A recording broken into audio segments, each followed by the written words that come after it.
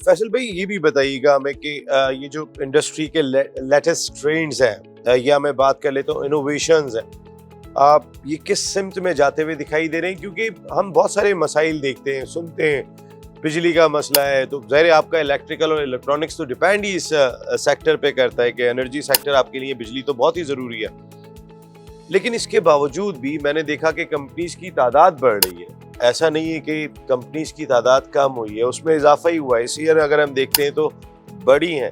तो ये एक कितना डिफिकल्ट होता है इन माहौल में काम करना।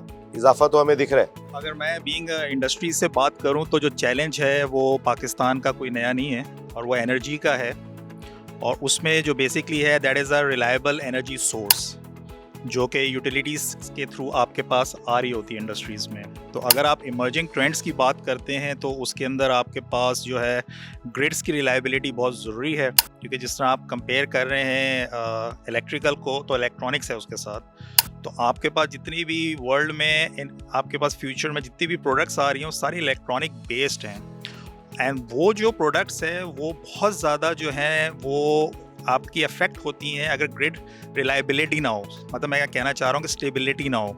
अगर आपकी वोल्टेज की फ्लक्चुएशंस हैं कंटिन्यूस, आपके पास सप्लाई नहीं आ रही है, तो जो आपके न्यू इक्विपमेंट्स हैं, जो लेटेस्ट इक्विपमेंट्स हैं, वो उसके डैमेज होने के चांसेस हैं। जैसे आप नॉर्मली घरों में भी देखते हैं, अगर आपके पास वोल्टेज फ्लक्चुएशंस होती हैं तो आजकल आपके पास जितने भी एसी इन्वर्टर्स होते हैं देयर इज अ बहुत अच्छी पॉसिबिलिटी है कि उसका कोई भी पीसीबी कार्ड जो है ना वो आपका फॉल्ट कर जाता है। वो बड़े सेंसिटिव हैं।